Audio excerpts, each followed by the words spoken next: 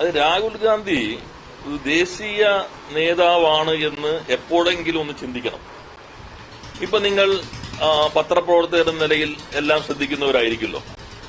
ഒന്നാമത്തെ ഫേസ് തെരഞ്ഞെടുപ്പ് നടക്കുന്നു. പശ്ചിമ യു പി, മധ്യപ്രദേശ്, ബീഹാർ. രാഹുൽ ഗാന്ധി എത്ര തവണ പോയി? രാജീവ് സർദേശായിട്ട് തന്നെ ട്വീറ്റുകൾ ശ്രദ്ധിച്ചിട്ടുണ്ടാവുമല്ലോ. കേരളത്തിലാണോ ബിജെപിക്ക് എതിരെയുള്ള ഈ ഏറ്റവും പ്രധാനപ്പെട്ട പോരാട്ട ഭൂമി എന്നാണോ രാഹുൽ ഗാന്ധി ധരിച്ചിരിക്കുന്നത് എന്ന് ദേശീയ തലത്തിൽ തന്നെ പലരും ചോദിക്കുകയാണ്. ആകെ കഴിഞ്ഞ 9-ാം തീയതി 2 യോഗങ്ങളിൽ മാത്രമാണ് ഈ പ്രദേശങ്ങളിൽ രാഹുൽ ഗാന്ധി പ്രസംഗിച്ചതെന്നാണ് ടൈംസ് ഓഫ് ഇന്ത്യ റിപ്പോർട്ട് ചെയ്യുന്നത്. അപ്പൊ ഇന്ത്യയുടെ ഏറ്റവും പ്രധാനപ്പെട്ട ഒരു രാഷ്ട്രീയ ഭൂമിയാണല്ലോ. ഉത്തർപ്രദേശിലും മധ്യപ്രദേശിലെയും ബീഹാറിലെയും ബിജെപിയുടെ സീറ്റ് കുറയ്ക്കുന്നതിന് വേണ്ടി ശക്തമായ പ്രചാരണ രംഗത്ത് ഇറങ്ങേണ്ട രാഹുൽ ഗാന്ധി ആ ഭാഗത്തേക്ക് പോകുന്നില്ല. ഇത് ആദ്യത്തെ അനുഭവമല്ല. നിങ്ങൾ ശ്രദ്ധിച്ചാൽ സൂക്ഷ്മമായി നോക്കുകയാണെങ്കിൽ ഉത്തർപ്രദേശിലെ കഴിഞ്ഞ നിയമസഭാ തെരഞ്ഞെടുപ്പിൽ 7 റൌണ്ട് ഉണ്ടായിരുന്നു. 7 ഘട്ട തെരഞ്ഞെടുപ്പായിരുന്നു. 5-ാം ഘട്ട തെരഞ്ഞെടുപ്പിൽ മാത്രമാണ് രാഹുൽ ഗാന്ധി അവിടെ പ്രചരണത്തിനിറങ്ങിയത്. അപ്പോ ഒരു തരത്തിലും ബിജെപിക്കെതിരെയുള്ള പോരാട്ടത്തിന്റെ ആ ഗൌരവം മനസ്സിലാക്കി ഇടപെടാൻ രാഹുൽ ഗാന്ധി കഴിയുമില്ല. അദ്ദേഹം കേരളത്തിൽ കേന്ദ്രീകരിക്കുന്നു. ഇപ്പൊ കേരളത്തോടൊപ്പം തന്നെ കർണാടകയിൽ 1-ാമത്തെ ഫേസ് ഇലക്ഷൻ നടക്കുന്നുണ്ട്. കർണാടകയിൽ ഇപ്പോ പല പ്രഡിക്ഷൻസും വരുന്നുണ്ട്. അതെല്ലാം അവിടെ നിൽക്കട്ടെ. കഴിഞ്ഞ തവണ കോൺഗ്രസ് നിയമസഭാ തെരഞ്ഞെടുപ്പിൽ ഭൂരിപക്ഷം കിട്ടി സർക്കാർ രൂപീകരിച്ചതിന് ശേഷമാണ് 2019 കർണാടകയിൽ ലോക്സഭാ തെരഞ്ഞെടുപ്പ് നടന്നത്. അന്ന് 28-ൽ ഒറ്റ സീറ്റിൽ കോൺഗ്രസ് ഒതുങ്ങി. 26 സീറ്റ് ബിജെപിക്ക് കിട്ടി. ഇവിടെ ആര് ജയിച്ചാലും ബിജെപിക്കെതിരെ നിൽക്കും. ഞങ്ങളാണെങ്കിൽ ബിജെപിക്കെതിരെയുള്ള ഫിക്സഡ് ഡെപ്പോസിറ്റാണ്.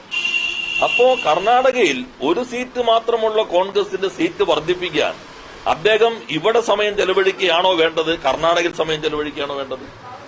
അദ്ദേഹം യു പിയിൽ ഇപ്പോ ഒരു ഇന്ത്യ എന്ന സംവിധാനം ഒരു ആത്മവിശ്വാസം പകരുമ്പോ യു പി ഏറ്റവും കൂടുതൽ seat U പിയിലാണല്ലോ, 80 seat.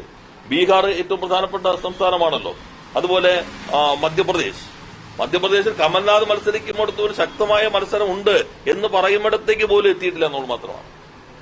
Rahul Gandhi മാത്രമല്ല, ഇപ്പൊ ടൈംസ് ഓഫ് ഇന്ത്യ പറയുന്നത് ഒരു സ്റ്റാർ ക്യാമ്പയിനേഴ്സും പോയിട്ടില്ല. ഒരു ദിവസം രാഹുൽ ഗാന്ധി ഏപ്രിൽ 9-ന് പോയി ഒഴിവാക്കി കഴിഞ്ഞാൽ ഒരു സ്റ്റാർ ക്യാമ്പയിനേഴ്സായി കോൺഗ്രസിന്റെ ലിസ്റ്റിൽപ്പെട്ട ആരും അങ്ങോട്ട് പോകുന്നില്ല. എല്ലാവരും കേരളത്തിലേക്ക് വരികയാണ്. എല്ലാ കോൺഗ്രസ് നേതാക്കന്മാരും കേരളത്തിൽ ഇവരാരെ പരാജയപ്പെടുന്നത് ബിജെപിയാണോ? ബിജെപി ശക്തമായി നിൽക്കുന്നിടത്ത് പോകാതെ കേരളത്തിലേക്ക് വരുന്നത് ബിജെപിക്ക് സഹായം ചെയ്യലാണ്. യഥാർത്ഥത്തിൽ രാഹുൽ ഗാന്ധി കേരളത്തിൽ വരുമ്പോൾ ഒരു പ്രാദേശിക മേധാവിനെ പോലെ ബിജെപിയുടെ നാവായി മാറുന്നു എന്നുള്ളത് ഇന്ത്യ സഖ്യത്തിൽ ഉൾപ്പെടെ പ്രതീക്ഷ അർപ്പിച്ചിരിക്കുന്ന ആളുകൾക്ക് അവരെ ഞെട്ടിപ്പിക്കുന്ന ഒരു അനുഭവമാണ്. രാഹുൽ ഗാന്ധി അദ്ദേഹത്തെ ആരെങ്കിലും മിസ്ലീഡ് ചെയ്യുന്നതാണ്, പ്രത്യേകിച്ച് കേരളത്തിൽ നിന്നൊക്കെയുള്ള ദേശീയ നേതാക്കളുള്ള സാഹചര്യത്തിൽ? തീർച്ചയായിട്ടും. അല്ലെങ്കിൽ ഇപ്പോ അദ്ദേഹം കേരളത്തിൽ മത്സരിക്കാൻ നേരത്തെ തെരഞ്ഞെടുക്കുന്നതും ഇപ്പോ വീണ്ടും അവിടെ തന്നെ മത്സരിക്കുന്നത് അത് അവരുടെ പാർട്ടിക്ക് തീരുമാനിക്കാം. പക്ഷെ നിങ്ങൾ നോക്കൂ, തമിഴ്നാട്ടിൽ ഞങ്ങൾ എല്ലാവരും ചേർന്നാണല്ലോ നിൽക്കുന്നത്. അവിടെ CPIM-ന് 2 സിറ്റിംഗ് സീറ്റുണ്ട്. അതിൽ കോയമ്പത്തൂര് ബിജെപിയുടെ സംസ്ഥാന പ്രസിഡന്റ് മത്സരിക്കുകയാണ്. അവിടെ മുന്നണിയെ നയിക്കുന്നത് DMK ആണ്. DMK പറഞ്ഞു ഞങ്ങൾ ആ പോരാട്ടം നയിക്കാം. CPIM മറ്റൊരു സീറ്റിൽ മത്സരിക്കണം. ഞങ്ങളുടെ സീറ്റ് എടുക്കല്ല. 5 ലക്ഷത്തിൽ കൂടുതൽ ഭൂരിപക്ഷത്തിന് അവര് ജയിച്ച ഏറ്റവും പ്രധാനപ്പെട്ട സീറ്റ് ഒന്ന് CPIM-ന് നൽകി ബിജെപിയുടെ സംസ്ഥാന പ്രസിഡന്റിനെതിരെ DMK നേരിട്ട് മത്സരിക്കുകയാണ്.